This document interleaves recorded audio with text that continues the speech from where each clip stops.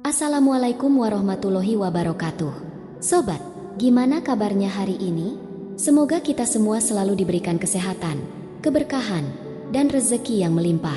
Sebelum kisahnya dimulai, mari kita sempatkan menulis sholawat Nabi di kolom komentar sebagai bentuk penghormatan kita kepada Rasulullah Shallallahu Alaihi Wasallam. Dan mari kita mulai kisahnya. Kompol Hardi, seorang perwira yang selalu dipuji atas prestasinya dalam memberantas narkoba di kota Bandung, ternyata menyimpan rahasia kelam di balik seragamnya. Di luar tampak penuh wibawa, namun di balik jabatan yang disandangnya, ia adalah sosok yang tak segan menempuh cara-cara licik untuk meraih keuntungan pribadi. Di antara tumpukan laporan dan tugas-tugas resmi yang dihadapinya, ia menjalani kehidupan ganda, seorang polisi yang dihormati oleh atasannya, tetapi juga seorang yang bekerja sama dengan sindikat narkotika besar. Hari itu, di ruang kerjanya yang terang benderang, Kompol Hardi sedang duduk di kursinya yang empuk, membaca laporan rutin dari anak buahnya.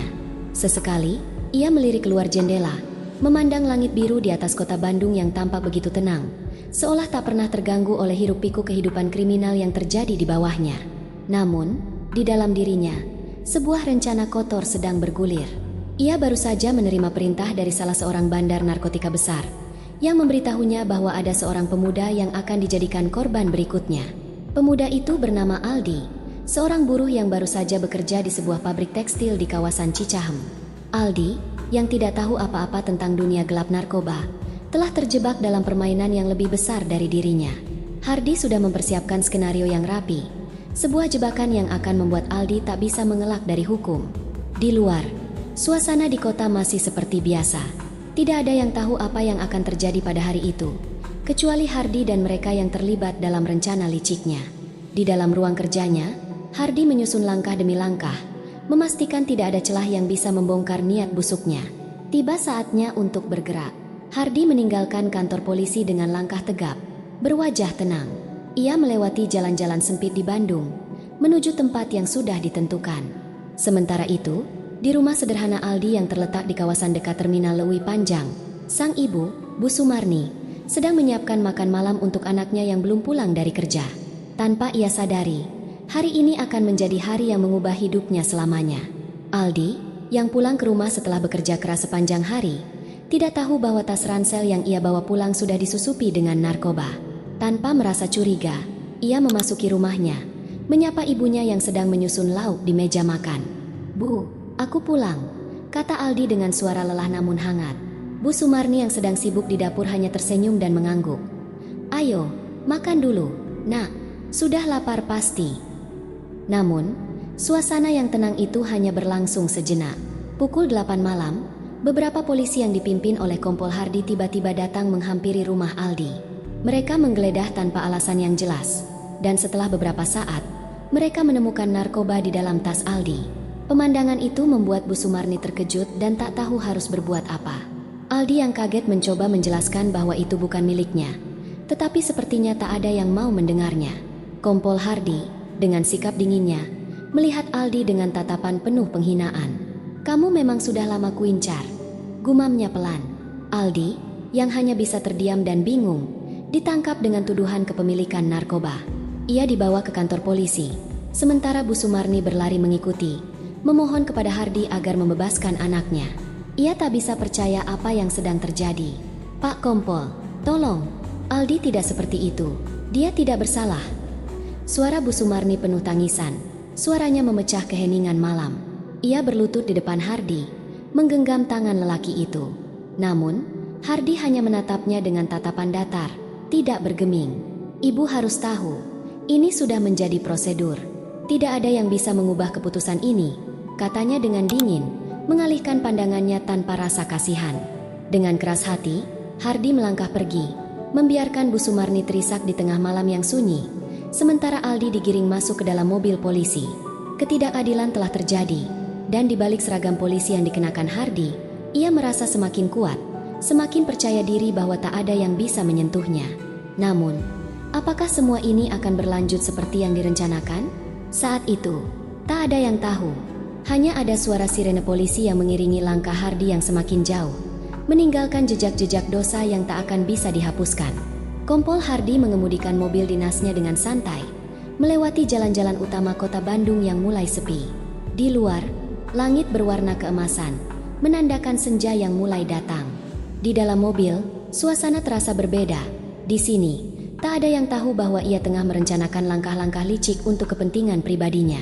Ia melirik sekilas ke arah koper hitam di kursi sampingnya, yang berisi sejumlah uang hasil kerjasama dengan jaringan narkotika yang sudah lama ia bangun. Uang itu, yang akan segera ditransfer ke rekeningnya, hanyalah bagian kecil dari keuntungan yang terus mengalir masuk berkat kedekatannya dengan para bandar besar. Semua ini berawal dari ambisi yang tampaknya tak terbendung, keinginan untuk terus menikmati hidup yang mewah. Hardy merasa bangga.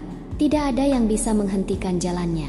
Di dunia polisi, ia dikenal sebagai sosok yang sukses dalam memberantas narkoba, sering mendapatkan penghargaan atas dedikasinya. Namun, jauh di balik prestasi itu, ada bisnis gelap yang menguntungkan. Keuntungan yang ia dapatkan bukan dari melawan kejahatan, melainkan dari menjadi bagian dari sistem yang melindungi para pelaku kejahatan. Kendaraan dinasnya melaju menuju kawasan Dago, salah satu wilayah elit di Bandung. Di sebuah kafe mewah yang terletak di pinggir jalan, Hardy bertemu dengan seorang pria yang mengenakan jas hitam rapi. Pria itu adalah Guntur, seorang bandar narkotika yang sudah dikenal luas di kalangan pelaku bisnis gelap. "Pak Hardy, selamat datang," sapa Guntur dengan senyum tipis, mengulurkan tangan yang segera disambut oleh Hardy. "Terima kasih, Guntur. Bagaimana kabar semuanya?" Hardy duduk dengan tenang di kursi yang telah disiapkan. "Semua lancar. Bisnis berjalan dengan sangat baik, seperti yang kita rencanakan," jawab Guntur sambil memesan 2 gelas kopi untuk mereka. Percakapan mereka terdengar ringan, namun penuh dengan makna tersembunyi. Mereka berbicara tentang keuntungan yang didapat, tentang jaringan distribusi yang semakin meluas, dan tentang pemuda-pemuda yang akan dijadikan target berikutnya. Tanpa mereka sadari, di balik meja, tangan Hardy dengan cekatan menulis beberapa nama yang harus diselesaikan. Aldi adalah salah satunya. Pemuda itu, yang sudah terjebak dalam jebakan narkotika, akan menjadi contoh yang sempurna untuk memperingatkan yang lain. "Yang baru ini, saya pikir kita bisa gunakan lagi," kata Guntur sambil menatap layar ponselnya. "Aldi, namanya, pemuda dari terminal Leui Panjang. Kita bisa buktikan bahwa kita memiliki kontrol penuh." Hardy mengangguk. Tangannya mengetuk-ngetuk meja dengan penuh perhitungan. Ia tahu persis apa yang harus dilakukan. Dengan keahliannya dalam menata skenario, ia sudah bisa membayangkan bagaimana langkah selanjutnya akan berjalan. Aldi akan ditangkap, dijebak, dan dijadikan kambing hitam yang akan menutupi jejak-jejak bisnis gelap mereka. "Lakukan saja. Semua sudah dipersiapkan," jawab Hardy dengan suara datar. Tetapi di dalam hatinya, ia merasa semakin yakin bahwa tidak ada yang bisa menghentikannya. Keuntungan akan terus mengalir, dan ia akan terus berada di puncak. Pertemuan mereka berakhir dengan kesepakatan yang lebih matang. Guntur mengucapkan terima kasih dengan senyuman licik, dan Hardy pun melangkah keluar dari kafe mewah itu, kembali ke dalam mobil dinasnya. Ia menatap pemandangan kota yang mulai gelap, merasa begitu nyaman dalam bisnis yang telah ia jalankan. Di perjalanan pulang, Hardy melintasi berbagai sudut kota yang tampaknya tak ada habisnya. Jalanan yang sibuk, lampu-lampu yang mulai menyala, dan hiruk-pikuk kehidupan malam seakan memberi kontras dengan pikirannya yang tenang. Ia menyadari bahwa hidupnya kini penuh dengan kenyamanan, semua berkat hasil kerja kotornya. Uang, jabatan, dan kekuasaan adalah sesuatu yang mudah didapatkan jika ia tahu caranya. Namun, meskipun ia merasa berada di puncak dunia, ada satu hal yang tidak bisa ia hindari, rasa aman yang ia rasakan, seperti halnya hidup di dalam sebuah kebohongan yang terus dibangun setiap hari. Hardy tahu betul bahwa selama ia tetap berfungsi sebagai bagian dari sistem ini, ia akan selalu memiliki perlindungan, bahkan dari mereka yang berada di atasnya. Ia tak pernah merasakan ketakutan, setidaknya sampai saat itu. Setibanya di rumah, Hardy berhenti sejenak di depan pintu garasi. Matanya menatap jauh keluar, melamun. Terkadang ia merasa jengah dengan hidupnya yang selalu dikelilingi oleh rahasia. Meski begitu, ia tak pernah ingin keluar dari pusaran ini. Bisnis yang telah ia jalani memberi banyak hal, sesuatu yang sulit didapatkan oleh banyak orang di luar sana. Hardy masuk ke dalam rumah, melepas seragam dinasnya, dan berganti pakaian kasual. Ia duduk di sofa, membuka laptop, dan mulai mengecek laporan yang harus segera ia lengkapi. Layar komputer menampilkan deretan nama-nama yang harus diselesaikan. Salah satunya adalah Aldi. Ia menatap nama itu beberapa detik, meresapi keputusan yang akan segera diambilnya. Tidak ada penyesalan, tidak ada ruang untuk kebingungan. Semua sudah ditentukan, dan ia adalah orang yang mengendalikannya. Keputusan itu akan menguntungkan banyak pihak, termasuk dirinya sendiri. Ketika ia menutup laptopnya dan duduk di sana, membiarkan malam melingkupi rumahnya yang sunyi, ia tahu bahwa jalannya sudah terbentang jelas. Tak ada halangan yang berarti.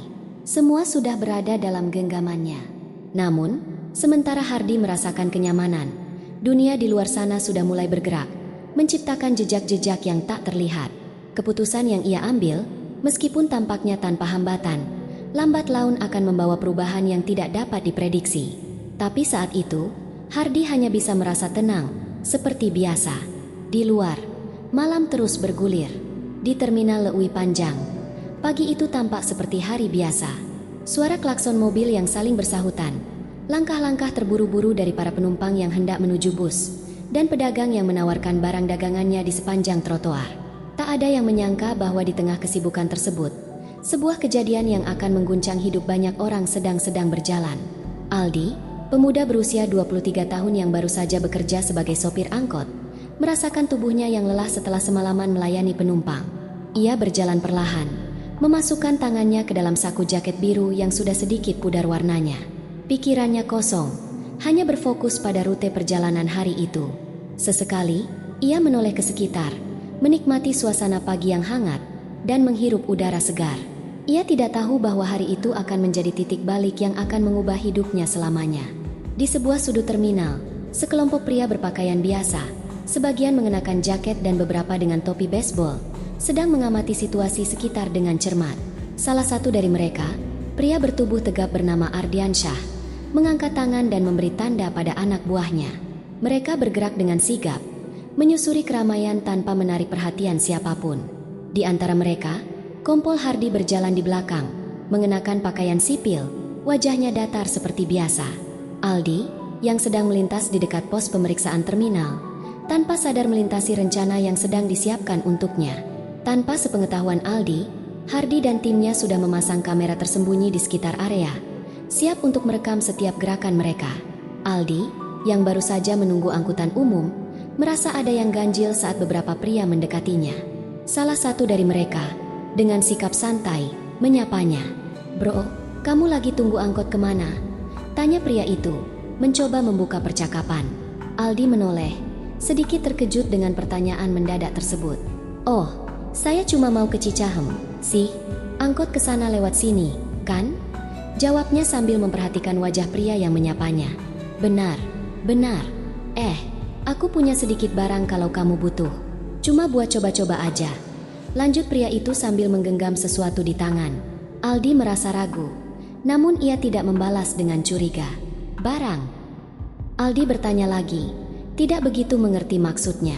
Sebelum pria itu menjawab, dua orang lainnya mendekat.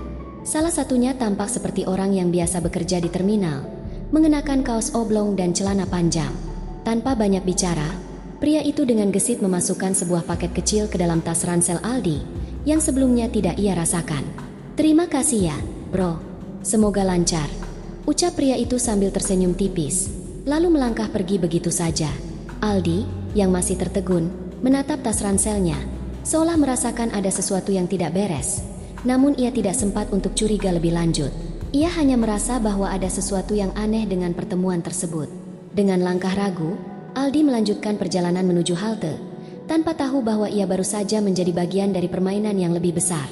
Tak lama setelah itu, saat Aldi sudah berada beberapa langkah di luar terminal, sebuah suara keras terdengar. "Polisi!" Satu demi satu mobil polisi berhenti di depan Aldi, dan beberapa petugas dengan pakaian sipil langsung mengelilinginya. Aldi bingung, tidak mengerti apa yang terjadi. "Saudara Aldi, kami menangkap Anda atas dugaan kepemilikan narkotika," ujar seorang petugas dengan suara lantang. Apa? Itu tidak mungkin.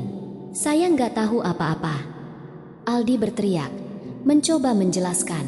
"Itu bukan milik saya." Namun, percakapan itu terhenti begitu saja ketika seorang petugas membuka tas ranselnya dan menemukan paket kecil yang berisi barang terlarang. Aldi tidak bisa berkata apa-apa lagi. Semua seakan-akan sudah dipersiapkan dengan sangat rapi. Pandangannya mulai buram.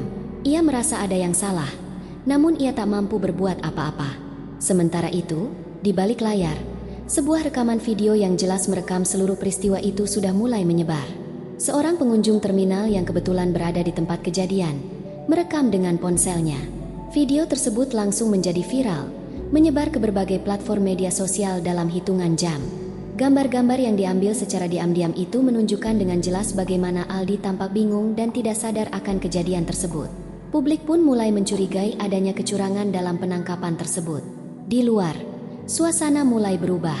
Warga yang menyaksikan kejadian itu semakin banyak, dan beberapa dari mereka mulai berteriak, mempertanyakan apakah Aldi benar-benar bersalah. Teriakan mereka semakin keras, dan beberapa orang mulai mendekati lokasi kejadian. Kerumunan orang yang marah mulai terbentuk, meskipun sebagian besar tidak tahu siapa yang benar dalam kejadian ini. Di tengah kekalutan itu, Hardi berdiri di sudut, memperhatikan semuanya. Wajahnya tak berubah, sama sekali tidak menunjukkan penyesalan atau rasa takut. Dia tahu, ini adalah bagian dari tugasnya, bagian dari sistem yang telah ia bangun. Namun, di dalam dirinya, ia mulai merasakan sesuatu yang aneh.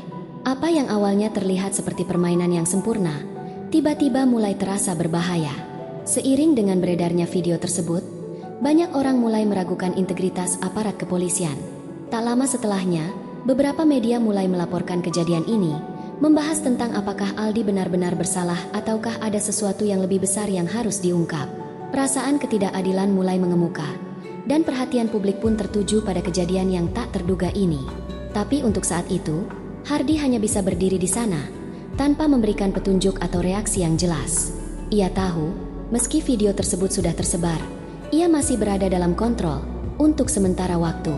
Suasana di sekitar terminal Leui Panjang mulai memanas. Kerumunan orang yang awalnya hanya penasaran, perlahan berubah menjadi massa yang bising, dengan banyak dari mereka mulai meneriakkan ketidakadilan. Warga yang menyaksikan penangkapan Aldi merasa tidak puas. Bahkan beberapa mulai mempertanyakan apakah pemuda itu benar-benar bersalah. Kenapa dia ditangkap? Apa yang sebenarnya terjadi? Teriak seorang pria parubaya dari belakang kerumunan. Dia nggak mungkin punya narkoba. Itu semua sudah direncanakan. Seru seorang wanita muda dengan emosi yang tak terbendung. Suara-suara penuh kecurigaan mulai membumbung tinggi di udara, menciptakan ketegangan yang semakin terasa. Semakin banyak orang berkumpul, berdebat, dan mencemaskan apa yang terjadi pada Aldi. Sebagian dari mereka sudah mulai mengenali wajah-wajah polisi yang ikut menangkap Aldi, dan beberapa bahkan ingat tentang kasus-kasus lain yang melibatkan mereka. Dalam sekejap, ketegangan yang ada di terminal mengalir menjadi sebuah ketidakpuasan yang meluap. Di antara kerumunan yang semakin ramai, terlihat Kompol Hardi berdiri agak jauh, memerhatikan situasi dengan tenang. Seperti biasa, wajahnya datar, tak menunjukkan kegugupan. Semua rencananya berjalan sesuai dengan yang telah ia rencanakan. Aldi sudah jatuh ke dalam perangkapnya, dan segera ia akan dibawa untuk diproses lebih lanjut. Tidak ada yang perlu dikhawatirkan, pikirnya. Namun, kerumunan yang semakin membesar membuat suasana sedikit tidak terkendali. Sementara itu, seorang pemuda bernama Bagus, yang kebetulan sedang lewat di terminal, merasa ada yang janggal. Ia melihat Aldi yang tampak bingung dan ketakutan, serta polisi yang membawa tas ransel Aldi dengan begitu cepat. Sejak beberapa minggu terakhir, Bagus sudah mendengar desas-desus tentang adanya aparat yang terlibat dalam tindakan-tindakan yang tidak sah. Hari itu, ia merasa ada sesuatu yang sangat salah. Bagus, yang tinggal di kampung Cipaganti, sebuah desa kecil yang tidak jauh dari terminal, selalu merasa ada yang ganjil dengan cara aparat menangani kasus narkoba di daerah mereka. Ia mengenal Aldi dengan baik, tahu bahwa pemuda itu bekerja sebagai sopir angkot, dan tidak pernah terlibat dalam hal-hal buruk. Ia memutuskan untuk mendekat, ingin tahu apa yang sebenarnya terjadi. Teriakan dari kerumunan semakin menguat, terdengar seperti gelombang amarah yang tak bisa dihentikan. Warga mulai berteriak, tidak peduli lagi siapa yang mendengar. Mereka menuntut agar Aldi dibebaskan, dan beberapa bahkan mengecam polisi yang terlibat dalam penangkapan tersebut. Tak lama kemudian, salah satu warga melangkah maju, menghampiri polisi yang memegangi Aldi.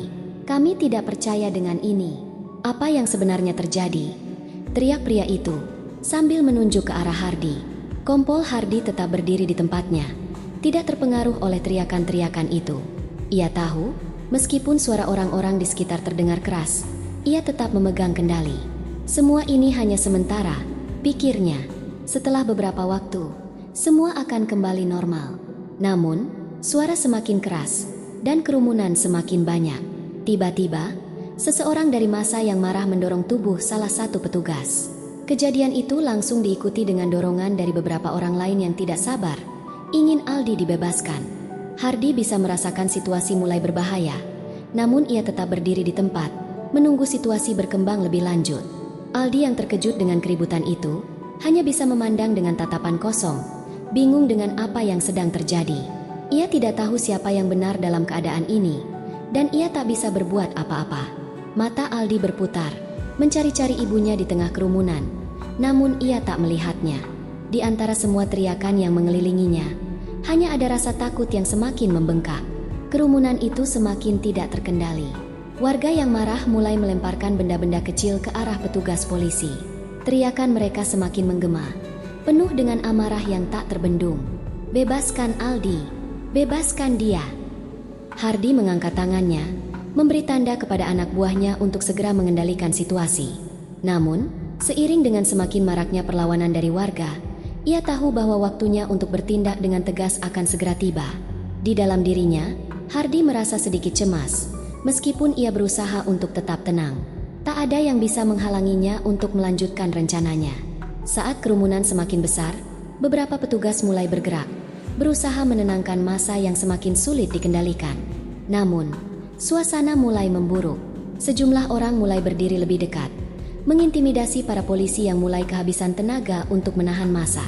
Teriakan semakin nyaring, dan dari kejauhan, beberapa petugas lain mulai datang ke lokasi kejadian. Hardi tahu, dengan jumlah massa yang semakin banyak dan penuh emosi, mereka harus segera mundur. Situasi ini bisa berbahaya bagi mereka semua. Dengan gerakan cepat, Hardi memberi perintah kepada anak buahnya untuk membawa Aldi pergi ke kendaraan. Massa mulai semakin dekat, dan suara teriakan semakin keras. Beberapa orang sudah mulai bergerak maju, melangkah ke arah petugas. Tapi belum sempat perintah itu dilaksanakan, sebuah suara keras terdengar. "Kalian gak akan pergi begitu saja," teriak seseorang dari kerumunan, melemparkan sebuah batu kecil ke arah polisi. Kerumunan itu semakin menggila. Petugas semakin terpojok, dan kekuatan mereka mulai terkuras. Saat itu, Aldi melihat sosok seorang wanita tua yang muncul dari kerumunan, berlari mendekati polisi. Mata Aldi terbelalak. Matanya mengenali wanita itu, ibu kandungnya, Bu Sumarni. Dengan sekuat tenaga, Bu Sumarni berlari, memanggil-manggil nama Aldi di tengah keributan. "Aldi, Aldi, nak, dengarkan ibu, jangan takut." Suaranya menembus riuhnya teriakan orang-orang. Namun, belum sempat Bu Sumarni mendekat lebih jauh, sebuah dorongan keras datang dari salah satu petugas yang mencoba menahan massa. Keadaan semakin kacau, dan Aldi hanya bisa melihat ibunya dengan pandangan penuh rasa takut. Ia merasa dirinya tidak bisa berbuat apa-apa, terperangkap dalam situasi yang tidak ia pahami. Teriakan dari massa semakin kencang, suara yang semakin menggema di sekitar terminal, dan pandangan Aldi semakin kabur. Ia tahu bahwa hari ini, hidupnya akan berubah selamanya. Pagi itu, kota Bandung terasa lebih gelap dari biasanya. Awan mendung menggantung rendah di langit, menutupi sinar matahari yang biasanya hangat. Udara terasa lebih berat, seperti ada sesuatu yang mengganjal di dada setiap orang yang lewat. Di sekitar terminal Lewi Panjang, kerumunan yang dulu bersorak mengiringi perlawanan terhadap polisi kini berubah menjadi suasana yang lebih mencekam. Orang-orang yang marah mulai merasa frustasi, terpojokkan oleh rasa ketidakadilan yang mereka rasakan. Semua ini terjadi begitu cepat, seperti badai yang datang tanpa peringatan. Aldi, yang sudah terbaring di tanah di tengah kerumunan, hanya bisa merasakan tubuhnya kaku dan wajahnya penuh dengan rasa takut yang mencekam. Ia bisa mendengar suara teriakan dari sekelilingnya. Beberapa di antaranya berusaha memberi semangat kepada ibu yang telah datang untuk menemuinya. Namun, meskipun kerumunan itu menuntut keadilan, situasi justru semakin tak terkendali. Di tengah kekalutan itu, Hardi, yang melihat seluruh peristiwa ini dengan tenang, mulai merasakan ketegangan yang semakin meluas. Warga yang tidak tahu apa-apa tentang peran polisi dalam kasus ini sudah mengelilingi mereka, semakin mendekat dengan tujuan yang jelas. Mereka ingin Aldi dibebaskan. Kerumunan itu semakin ganas, dan Hardi tahu ia harus bertindak cepat. Teriakan yang semakin keras, serta pandangan penuh kebencian yang diarahkan kepadanya, membuat Hardi merasakan ketegangan yang aneh. Tidak seperti biasanya, kali ini ada sesuatu yang berbeda. Kerumunan ini tidak akan mudah dipatahkan. Kekuatan mereka sudah melebihi sekadar kata-kata. "Cukup! Semua mundur!" teriak Hardy, berusaha memberi perintah kepada anak buahnya. Namun, tidak ada yang mendengarnya. Massa yang semakin besar, yang terdiri dari warga yang hanya ingin melihat keadilan ditegakkan, mulai merasa semakin marah dan terdesak. Mereka menuntut Aldi dibebaskan dengan cara mereka sendiri, tanpa mempedulikan situasi yang ada. Hardy tahu bahwa jika tidak segera melarikan diri, semuanya bisa lebih buruk lagi. Kerumunan itu akhirnya mulai menyerang dengan cara yang lebih langsung. Beberapa orang mulai mendekat, menyentuh tubuh polisi yang bertugas di sekitar Aldi. Dalam sekejap, Hardy dan anak buahnya terpojok, dan serangan verbal berubah menjadi tindakan fisik. Beberapa orang melemparkan benda-benda kecil, seperti batu dan kayu, ke arah petugas. Ada yang berteriak, ada yang mencoba mendekat dan meraih pakaian mereka. Keadaan yang sudah tak terkendali ini membuat Hardy mulai kehilangan ketenangannya. "Bertahan, kita tidak bisa mundur," teriak Hardy dengan tegas. Meskipun jelas terdengar ada keraguan dalam suaranya, ia sudah mulai merasakan adanya ancaman yang lebih nyata. Dan itu bukan hanya datang dari kerumunan yang semakin marah. Di tengah kekacauan itu, Bu Sumarni, yang berada di barisan paling depan, berteriak dengan penuh harapan, mencoba mencari jalan agar Aldi bisa diselamatkan. Matanya penuh dengan air mata, namun tekadnya untuk melihat anaknya bebas tidak surut. Ia menatap Hardy dengan penuh amarah, berharap bahwa seseorang di antara polisi akan mendengarkan jeritannya. "Pak Kompol, tolong, anak saya tidak bersalah. Tolong lepaskan dia," teriak Bu Sumarni, meskipun suaranya tertutup oleh riuhnya kerumunan. Namun Hardy tetap diam, tidak memberikan respon. Aldi yang terjatuh di tanah merasa seperti hidupnya tidak lagi berarti.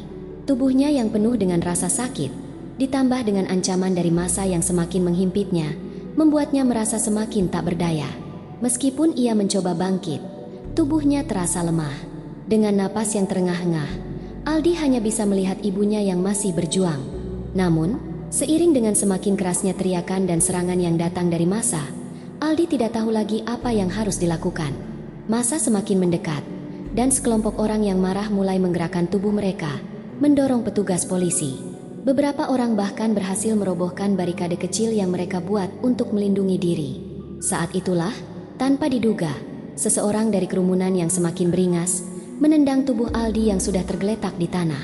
Tindakannya begitu cepat dan kasar, menyisakan rasa sakit yang luar biasa di tubuh Aldi. Teriakan dan bentakan dari orang-orang di sekeliling semakin memekakan telinga. Aldi hanya bisa menahan tangis, mengerang dalam kesakitan, merasakan tubuhnya semakin tidak mampu untuk bangkit. Ia merasa seolah-olah dunia ini sudah berakhir untuknya. Tak ada jalan keluar. Setiap serangan fisik yang datang membuatnya semakin kehilangan harapan. Di sekelilingnya, wajah-wajah yang penuh amarah dan kebencian semakin jelas terlihat. Namun tak ada satupun dari mereka yang mengulurkan tangan untuk membantunya. Di sisi lain, Hardy berdiri dengan tegang, memerhatikan situasi yang semakin memanas. Warga yang marah kini semakin mendekat. Ada yang berteriak, ada yang mencoba merangkul temannya untuk ikut membantu mereka membebaskan Aldi. Kerumunan semakin padat, dan dalam keadaan yang semakin tak terkendali itu, Hardy merasakan tubuhnya dipenuhi dengan rasa takut yang belum pernah ia rasakan sebelumnya. Namun, ia masih mencoba mempertahankan kontrol, meskipun hanya dengan cara yang sangat minim. Ketegangan yang semakin meningkat terasa jelas. Hardy mulai merasa terpojok, seperti seekor binatang yang dikepung oleh musuh-musuhnya. Semua yang ia bangun selama ini, semua yang telah ia lakukan, tiba-tiba terasa begitu rapuh dan mudah runtuh. Namun, ia tak bisa mundur. Ia masih berpikir bahwa ada cara untuk keluar dari situasi ini. Dalam kerumunan yang semakin sempit, Hardy melihat sosok Bu Sumarni berlari menghampiri Aldi, berteriak-teriak memanggil nama anaknya. Namun, ia hanya bisa berdiri di sana, menatapnya tanpa bisa berbuat banyak. Teriakan itu semakin keras, semakin mencekam di telinganya. Hardy merasa terpojok. Ia tahu ia harus keluar dari kerumunan ini, tetapi tubuhnya terasa kaku. Matanya melihat sekelilingnya, mencoba mencari jalan keluar, namun semuanya sudah terlambat. Di saat yang sama, sebuah dorongan keras membuat tubuh Hardy terjatuh ke tanah, dan tubuhnya tersentak ke belakang. Warga yang semakin banyak dan marah, dengan penuh semangat, menyerang dengan segala cara mereka. Semua yang terjadi begitu cepat, dan Hardi terhimpit dalam kerumunan yang semakin mengerikan. Hardi terbangun dengan rasa sakit yang merambat dari seluruh tubuhnya.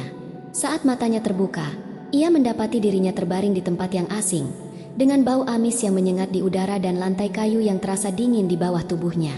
Ia memutar kepala, mencoba mengenali ruangan sempit yang dipenuhi dengan barang-barang sederhana dan cat dinding yang sudah memudar.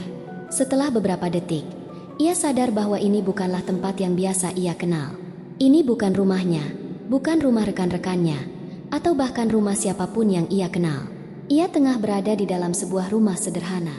Di sekelilingnya, hanya ada beberapa perabotan tua, sebuah meja kayu, beberapa kursi, dan rak kecil yang dipenuhi barang-barang bekas.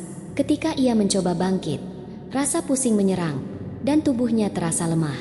Wajahnya perih, terasa seperti habis dihantam sesuatu yang keras. Ia mengingat kejadian terakhir sebelum pingsan, kerumunan yang begitu besar, teriakan yang penuh kebencian, dan pukulan yang datang tanpa ampun. Ia sempat kehilangan kesadarannya di tengah kerumunan yang beringas, dikelilingi oleh warga yang marah dan polisi yang tak mampu mengendalikan situasi. Namun sekarang, di tempat yang tidak ia kenal, semuanya terasa sunyi. Tidak ada kerumunan, tidak ada perkelahian. Semua yang ada hanyalah suara angin yang berhembus pelan, dan lampu minyak yang terjaga redup di sudut ruangan. Perlahan, Hardi menoleh ke kanan, dan melihat seorang wanita tua sedang duduk di kursi kecil, memandangi dirinya dengan mata penuh kesabaran. Wanita itu mengenakan pakaian sederhana, dengan kerudung berwarna coklat yang menutupi rambutnya. Wajahnya penuh kerutan, namun ada kehangatan yang terpancar dari matanya. Wanita itu tersenyum kecil ketika melihat Hardi membuka mata. "Sudah sadar, Pak?" tanyanya dengan suara lembut, tetapi penuh ketegasan. Hardi mengerjapkan matanya, bingung dan tidak mengerti. Ia berusaha mengingat apa yang telah terjadi, namun semuanya terasa samar. Siapa kamu?" Hardi berkata dengan suara serak. Wanita itu hanya mengangguk pelan, kemudian bangkit dari kursinya. "Saya Bu Sumarni, Ibu Aldi." Suaranya dipenuhi dengan rasa lembut yang luar biasa, meskipun kata-katanya terucap dengan jelas. "Kamu ada di sini karena saya menemui kamu di gang sempit setelah kejadian itu. Kamu terjatuh dan saya membawamu ke sini. Kamu terluka parah, jadi saya merawatmu." Hardi terdiam mendengar nama itu. Aldi, pemuda yang telah dijebaknya beberapa hari lalu. Orang yang, di balik kejahatan yang ia lakukan, menjadi korban dari semua ketidakadilan yang telah diciptakan. Rasa bersalah mulai menyerbu dirinya. Ia bisa merasakan betapa beratnya beban yang harus dihadapi Bu Sumarni, seorang ibu yang kehilangan anaknya, tetapi malah menolong orang yang telah membuat hidup anaknya hancur. Bu Sumarni melangkah ke meja kecil di dekat jendela dan mengambilkan segelas air putih. "Minum dulu, Pak, kamu harus banyak istirahat." Hardi merasa canggung menerima bantuan itu. Ia menatap air yang ada di dalam gelas itu, dan perasaan bersalah semakin menggerogoti hatinya. Sejenak, ia teringat pada wajah Aldi yang penuh kebingungan dan ketakutan.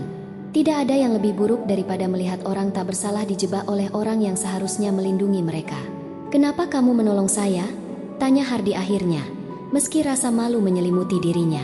Bu Sumarni hanya tersenyum samar. "Karena saya tidak ingin ada ibu lain yang kehilangan anaknya seperti saya kehilangan Aldi," jawabnya pelan, seolah-olah kata-katanya tak terucap secara sengaja, namun penuh makna. Hardi terdiam. Kata-kata itu meresap dalam-dalam ke dalam hatinya. Ia tahu bahwa apa yang telah ia lakukan terhadap Aldi, dengan segala tipu daya dan kebohongan, telah merusak begitu banyak kehidupan, bukan hanya hidup Aldi, tetapi juga hidup Bu Sumarni, yang begitu tulus merawatnya meskipun ia adalah orang yang bertanggung jawab atas penderitaan anaknya. Rasa malu itu makin dalam, tetapi di sisi lain, ada sebuah perasaan yang lebih kuat yang mulai tumbuh di dalam dirinya. Perasaan takut. Takut akan kejatuhan yang akan datang. Takut akan balasan dari semua dosa yang ia lakukan. Takut akan kebenaran yang tak bisa lagi ia hindari. Untuk pertama kalinya dalam hidupnya, Hardi merasakan penyesalan yang begitu besar. Ia tidak tahu apa yang harus dilakukan dengan dirinya sendiri. Bu Sumarni kembali duduk di samping Hardi. Ia menatapnya dengan lembut, seakan tahu betapa dalamnya pergolakan yang sedang terjadi dalam diri Hardi. Ia tidak marah, tidak ada amarah di wajahnya. Hanya ada kesedihan dan ketulusan yang menenangkan hati. "Tidak ada yang sempurna di dunia ini, Pak," kata Bu Sumarni dengan suara yang begitu lembut. "Kita semua punya dosa dan kekurangan. Tetapi bukan itu yang harus kita bawa selama hidup kita. Kita harus menebusnya. Hardi menundukkan kepalanya, terdiam. Perkataan Bu Sumarni begitu dalam, membuatnya merasa tak berdaya. Ia merasa terhimpit oleh kenyataan bahwa hidupnya telah menjadi kebohongan besar yang harus ia bayar. Dan untuk pertama kalinya, ia merasakan ketakutan yang tak pernah ia rasakan sebelumnya. Ketakutan akan apa yang harus ia hadapi. Kamu akan sembuh, Pak. Tetapi kamu harus sadar, kita semua harus menjalani hidup dengan benar, bukan hanya untuk diri kita, tetapi untuk orang-orang yang kita cintai. Lanjut Bu Sumarni, seolah memberi nasihat dengan penuh kebijaksanaan. Hardi menatapnya, mencoba menyusun kata-kata, namun tak ada yang keluar.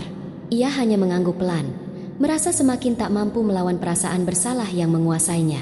Hatinya terasa berat, dan ia tidak tahu bagaimana cara menebus semuanya. Kembali, ia hanya terdiam, merasakan keheningan yang ada di sekelilingnya. Kompol Hardi duduk di kursi kayu yang sederhana, merasakan tubuhnya yang masih lemah setelah beberapa hari menjalani perawatan di rumah Bu Sumarni. Tubuhnya terasa kaku dan hampir tidak ada kekuatan yang tersisa. Pikirannya berputar-putar, mencoba mencari cara untuk memahami apa yang terjadi, dan lebih penting lagi, bagaimana ia bisa keluar dari kegelapan yang kini menyelimutinya. Di luar, udara pagi Bandung terasa sejuk. Namun hatinya justru dipenuhi kegelisahan yang semakin mencekam. Ia menatap jendela, memandangi taman kecil di depan rumah Bu Sumarni yang asri dan tenang.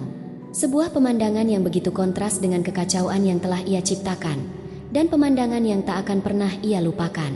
Sudah beberapa hari sejak ia dibawa oleh Bu Sumarni, dan meskipun tubuhnya perlahan pulih, pikirannya tidak bisa tenang. Hardi berusaha mengingat setiap detil dari kejadian yang terjadi beberapa waktu lalu. Kerumunan yang marah, kemarahan warga yang tak terbendung, dan kekuatan yang hilang saat ia terpojok di gang sempit. Namun, apa yang lebih menyakitkan baginya adalah kenyataan bahwa Aldi, pemuda yang tak berdosa, adalah korban dari semua ini.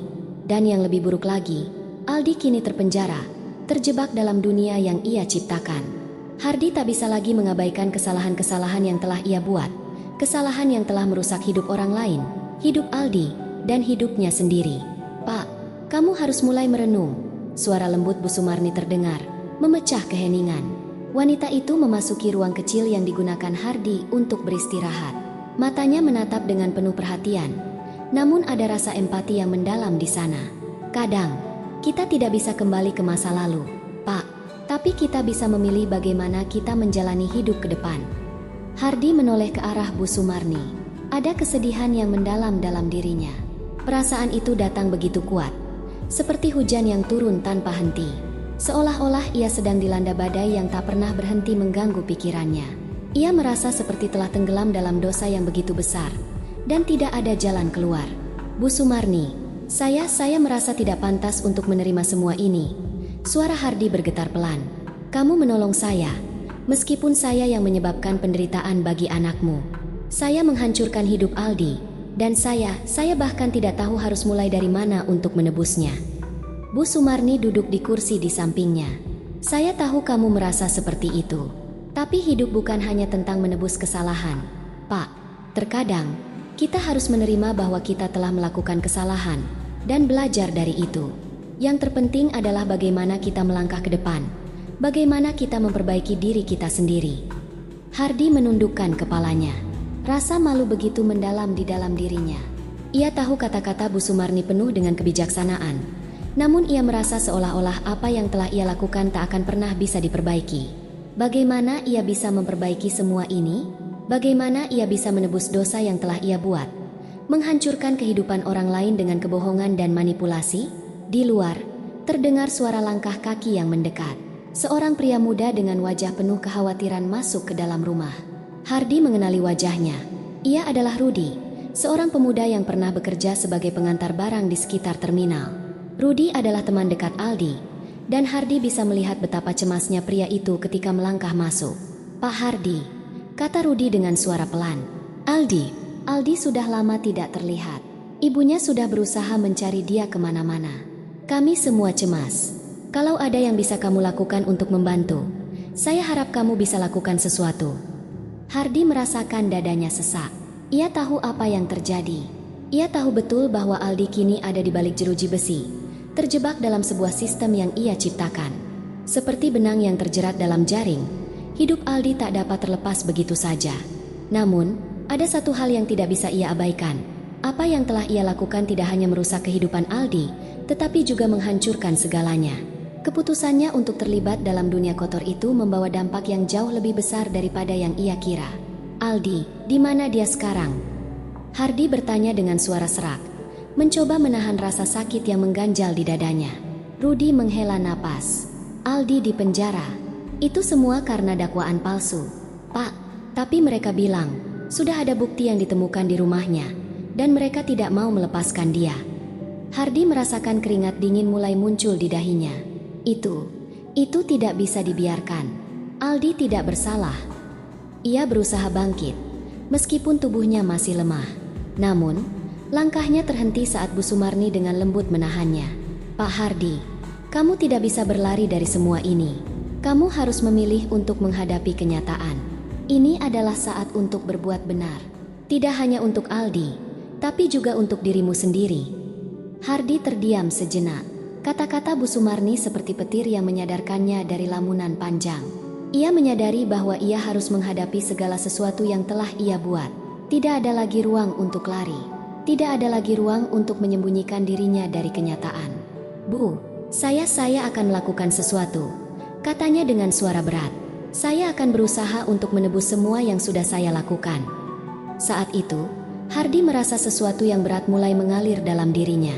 Rasa bersalah yang menghambat perjalanannya kini mulai berganti dengan tekad.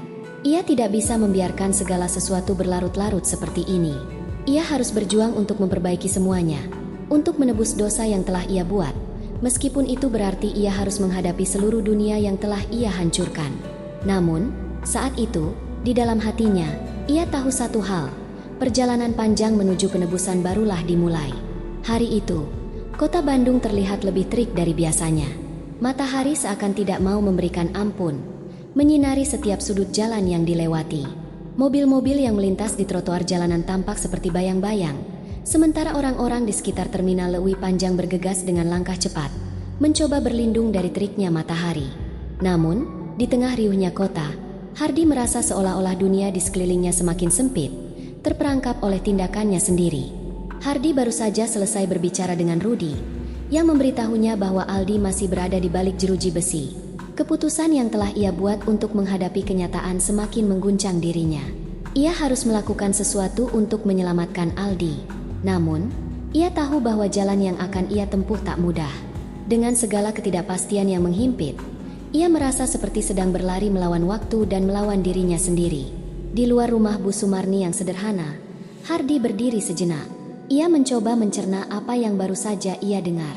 Semua bukti yang ada, semua cerita yang beredar, tak bisa disangka lagi.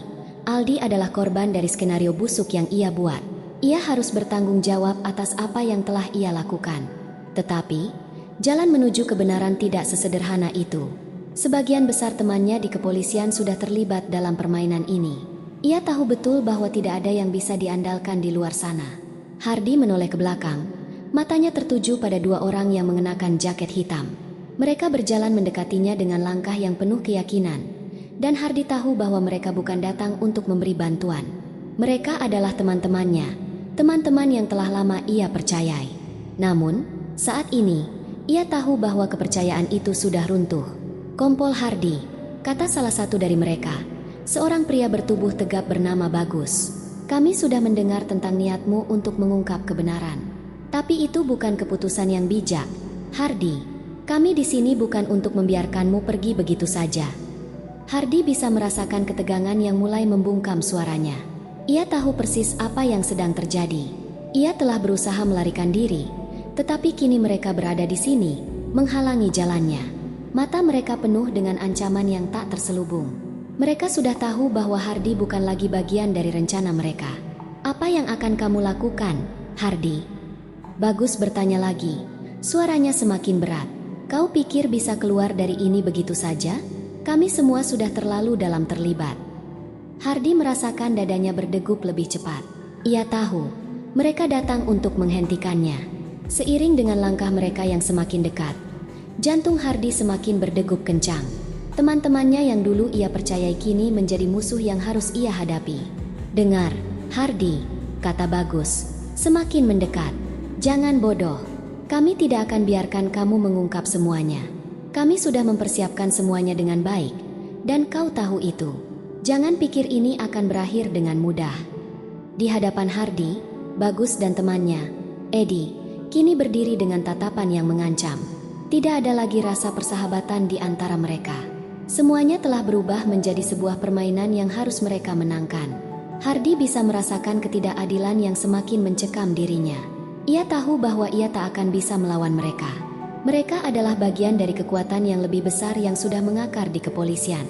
Teman-temannya yang dulu bekerja bersama kini berubah menjadi musuh yang akan menghancurkannya jika ia mencoba mengungkap kebenaran. Jika kau terus bersikeras, kau tahu apa yang akan terjadi, bukan?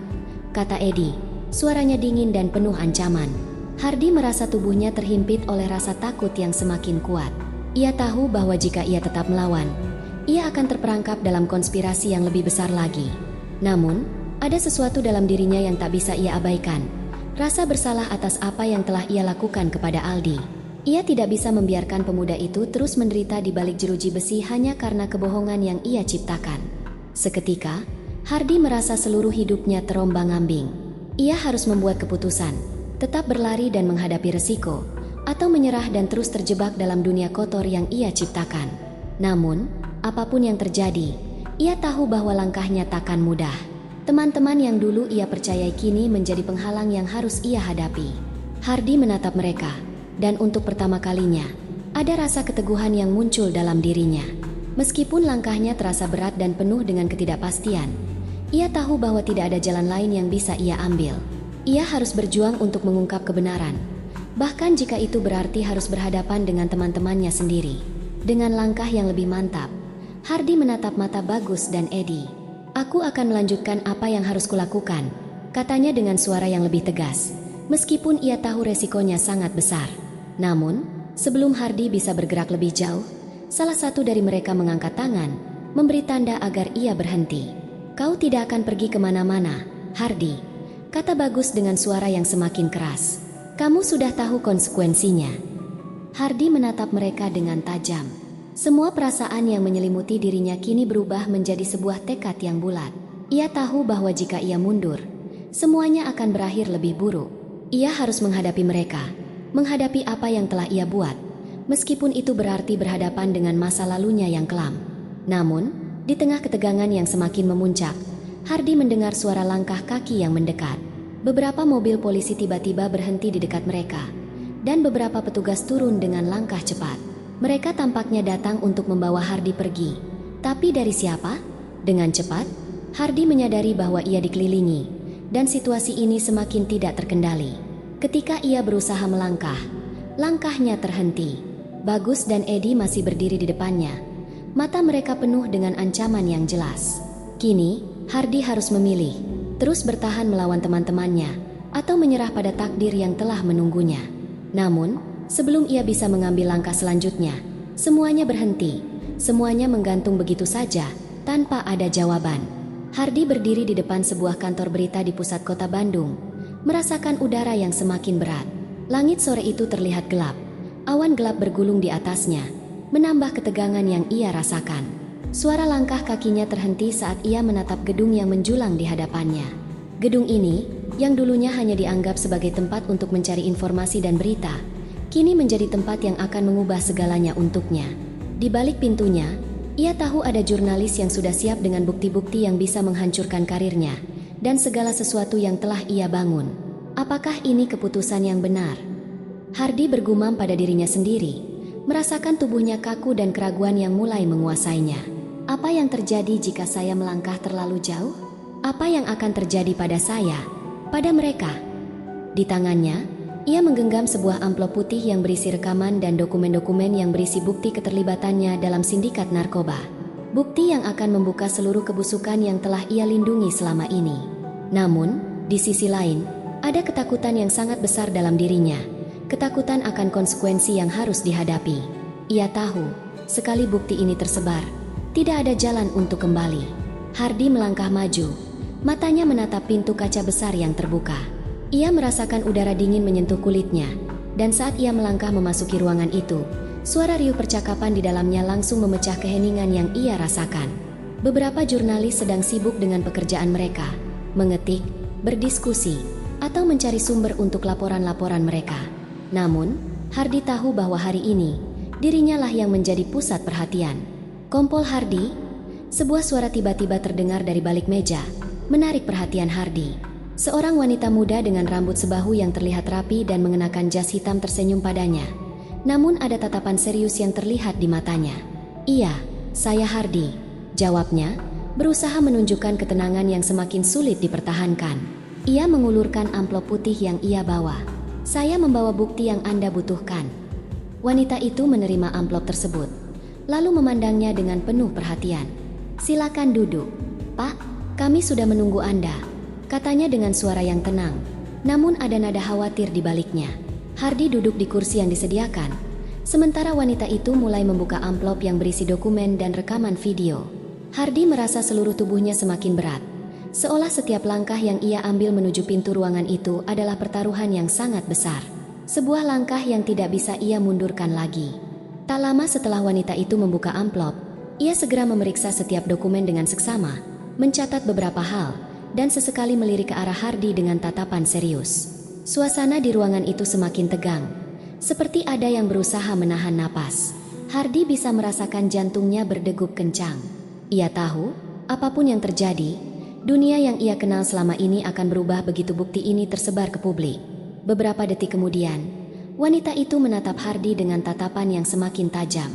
"Ini semua sangat mengejutkan, Pak, tapi kami harus menilai apakah ini cukup untuk membongkar seluruh jaringan ini. Apakah Anda yakin dengan keputusan Anda?"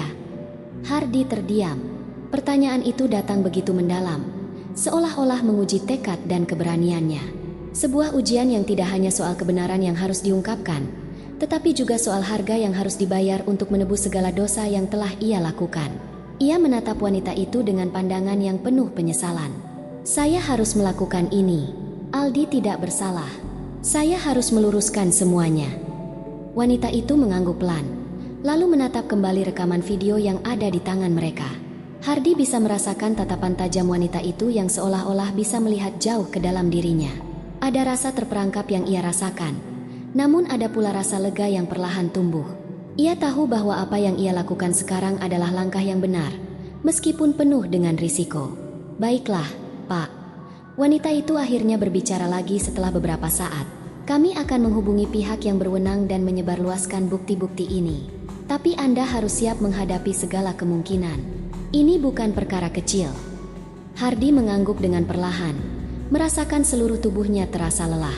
Ia tahu, begitu bukti ini terungkap, semuanya akan berubah, dan tidak hanya untuknya, tetapi juga untuk semua orang yang terlibat dalam permainan ini. Tidak ada lagi tempat untuk bersembunyi. Wanita itu kemudian memberi Hardy beberapa dokumen yang harus ia tanda tangani sebagai bukti bahwa ia telah menyerahkan bukti-bukti tersebut. Ia menandatanganinya dengan tangan gemetar, menyadari bahwa tanda tangan ini adalah titik balik dalam hidupnya. Tanda tangan yang menandakan bahwa ia telah membuat pilihan yang tak bisa diubah lagi. Setelah semuanya selesai, wanita itu menatapnya sekali lagi dengan tatapan serius. "Kami akan segera bertindak. Anda sudah tahu konsekuensinya, Pak Hardy." Hardy berdiri dari kursinya, dan untuk pertama kalinya sejak kejadian itu, ia merasa sedikit lega. Namun, ia juga tahu bahwa langkah selanjutnya tidak akan mudah. Ia merasa seperti berada di ujung jurang, dengan jalan yang sangat sempit untuk dilalui. Semuanya tergantung pada keputusan yang telah ia buat. Ia berjalan menuju pintu, mencoba tidak memikirkan semua hal yang bisa terjadi selanjutnya. "Terima kasih," katanya pelan, menoleh sekali lagi ke arah wanita itu, dan berjalan keluar dari ruangan. Begitu pintu tertutup di belakangnya, Hardy merasa dunia seakan berhenti berputar. Ia tidak tahu apa yang akan terjadi, tetapi satu hal yang ia yakini, perjuangannya baru saja dimulai. Suaranya parau, namun Hardy masih mendengar dengan jelas apa yang ada di sekitar sel penjara yang dingin itu. Udara yang lembab dan sempit. Suara langkah kaki petugas yang berulang kali terdengar di luar selnya. Hardy duduk sendiri di sudut selnya, dengan pandangan kosong menatap tembok yang tidak pernah berubah. Wajahnya yang terkoyak, tubuhnya yang terhuyung lemah, kini menjadi saksi hidup dari perjalanan panjang yang harus ia bayar untuk setiap dosa yang telah ia lakukan. Di luar, berita tentang dirinya telah tersebar luas. Rekaman video yang ia berikan kepada jurnalis kini telah menjadi berita utama di seluruh Indonesia. Hardi merasa seperti ia terperangkap dalam dunia yang ia bangun. Dunia yang ia percayai penuh dengan kebohongan dan manipulasi. Seiring dengan semakin banyaknya bukti yang terungkap, semakin banyak pula orang yang membicarakan dirinya, menilai dirinya. Kejatuhannya tak bisa dihentikan lagi. Namun, ada satu hal yang membuatnya merasa sedikit lebih tenang. Aldi, pemuda yang ia jebak, akhirnya dibebaskan setelah bertahun-tahun menjalani hukuman yang tidak seharusnya ia jalani. Meskipun Hardi berada dalam penjara, ia tahu bahwa ada satu orang yang kini bisa mendapatkan kesempatan baru untuk hidup. Itulah satu-satunya hal yang membuatnya merasa ada sedikit pembalasan dari semua yang telah ia lakukan. Namun, keadilan itu datang dengan harga yang sangat mahal. Setiap kali Hardi menutup matanya, ia bisa mendengar suara ibunya, Bu Sumarni, yang penuh dengan tangisan, harapan, dan juga keputusasaan. Hardi tahu bahwa meskipun Aldi dibebaskan, itu tidak akan mengembalikan waktu yang telah hilang, tidak akan mengembalikan kebahagiaan yang telah dirampas begitu saja. Pagi itu, terdengar suara pintu sel yang terbuka, dan langkah petugas yang mendekat. Wajah petugas itu tidak terlihat ramah, tidak ada empati di dalam tatapannya. "Kompol Hardi," katanya singkat, seolah tidak ada lagi yang perlu dibicarakan. "Ada seseorang yang ingin menemui kamu." Hardi tidak mengatakan apa-apa. Ia hanya menundukkan kepala, merasakan beratnya kenyataan yang harus ia hadapi. Ia tahu siapa yang akan datang. Ibunya, Bu Sumarni, wanita yang sudah lama ia abaikan, wanita yang telah kehilangan segalanya karena dirinya. Bu Sumarni yang selalu dengan sabar merawatnya, meski ia tahu betul betapa besar kesalahan yang telah ia buat. Sesaat kemudian, Bu Sumarni muncul di depan pintu sel, mengenakan pakaian sederhana, namun wajahnya masih memancarkan kekuatan yang luar biasa. Ia menatap Hardi dengan tatapan yang sulit dijelaskan. Ada kesedihan, ada kepedihan, namun juga ada rasa ikhlas yang tidak bisa disembunyikan. Hardi tidak bisa berkata apa-apa. Ia hanya bisa menatap wajah ibunya dengan penuh penyesalan. Mata Bu Sumarni berkilat, seolah menahan air mata yang hampir tumpah, namun ia tetap teguh. Ia melangkah perlahan mendekati Hardi dan duduk di sampingnya. "Hardi," suara Bu Sumarni terdengar lemah, namun jelas. "Saya tahu apa yang terjadi. Saya tahu kamu merasa hancur, merasa tak bisa memperbaiki apa yang telah dilakukan. Tapi ingat, Tuhan masih memberi kesempatan, meski itu sangat terlambat." Hardi menundukkan kepalanya lebih dalam, menyesali setiap keputusan yang telah ia ambil. "Ibu, saya..." Suaranya serak, hampir tak bisa terdengar. "Saya menghancurkan hidup Aldi. Saya tidak tahu harus bagaimana lagi." Bu Sumarni menghela napas, lalu menggenggam tangan Hardi yang terasa dingin. "Kamu masih hidup, Hardi. Itu saja sudah merupakan anugerah. Kamu masih punya waktu untuk menebus semuanya. Tetapi, kamu harus ikhlas menghadapi apa yang telah terjadi." Hardi merasakan air mata yang tak bisa ia tahan lagi.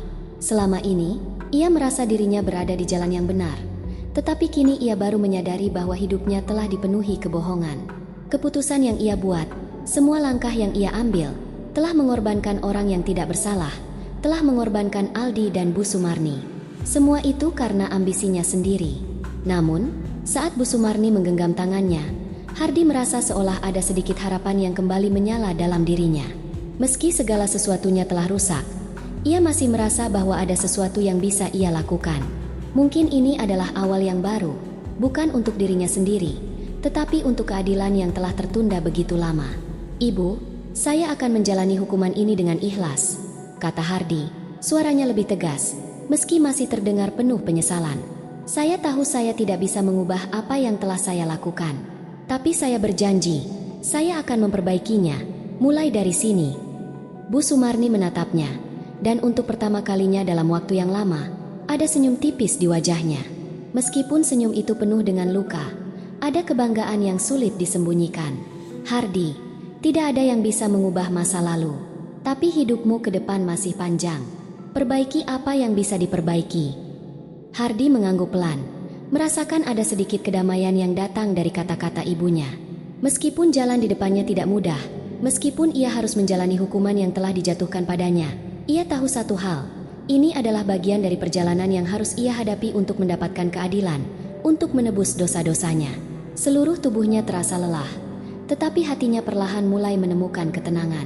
Setidaknya, kini ia tahu bahwa meskipun semua ini sudah terlambat, ia masih bisa berjuang untuk melakukan hal yang benar.